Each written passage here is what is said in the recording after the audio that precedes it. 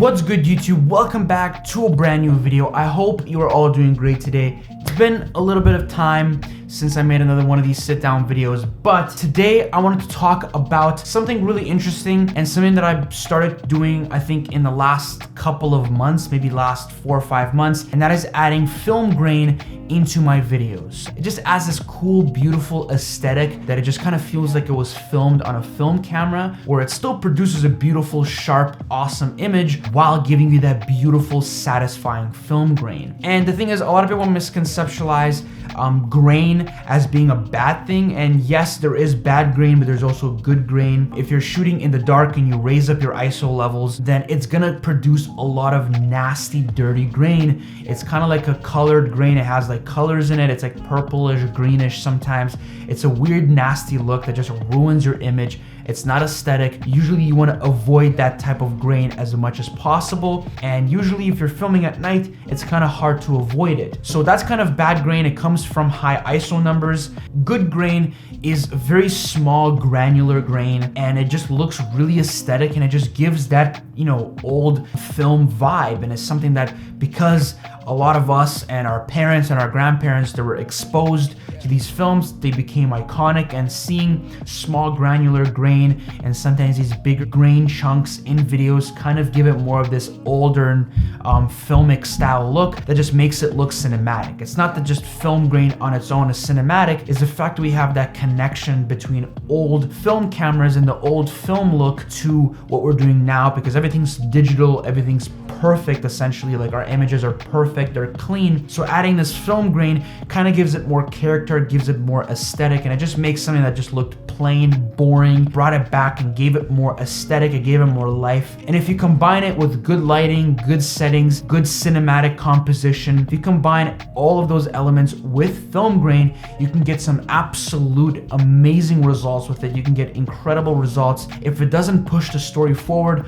don't add the effect. There's no reason to add bullshit on top of bullshit on top of bullshit just because you think it looks cool if it doesn't actually push the story, because all it really does is just distract the actual viewer from what actually matters. So if the film grain doesn't help either give it a really good aesthetic if it's just a regular YouTube video, or if it doesn't push the story in a movie, or if it's in a music video, or if it's in an ad video, if it doesn't help push the story, don't add it. So that is a quick rundown on film grain and the reason why we use film grain and just how it works and when not to use it.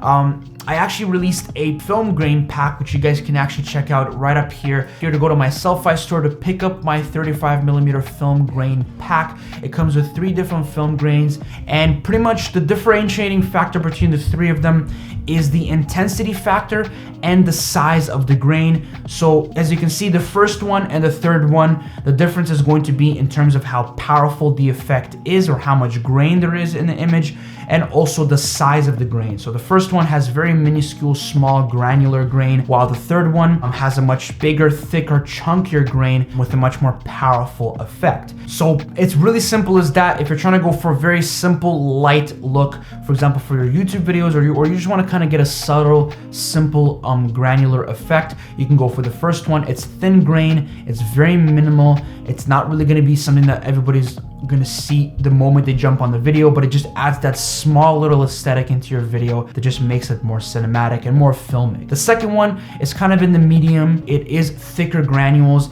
and that's something that people are probably gonna start seeing with their eyes. It's gonna be a little bit easier to catch, and it's probably the one that most people are gonna go for. That's kind of the standard one, the one that you can use on any clip. It's not too powerful, but not to the point where you don't even see it. The first one's really great for, you know, business videos where you still want to add that small little aesthetic to it. Just give it that small, tiny aesthetic. For those people who might, you know, pixel peep, they will see that. Sometimes it just adds that small little effect to your videos, and it just makes it just more cinematic. The third one is a really powerful one. It has like really thick granule chunks, and that's for something where you want to actually showcase a very vintage feel. If you're trying to go for a very vintage look, then definitely go for that one. It has thicker granules, it has a much more powerful effect. And like I said earlier, it's only $2. It's not expensive. It's not one of those investments where you're spending $50 and hopefully you get something back for it. It's only $2. So even if you use it once in a while, it's still worth it because these are real legitimate film grains that you can pretty much see from real 35mm film. So I'm not just selling you some absolute dog shit that isn't even gonna look like real 35mm film grain.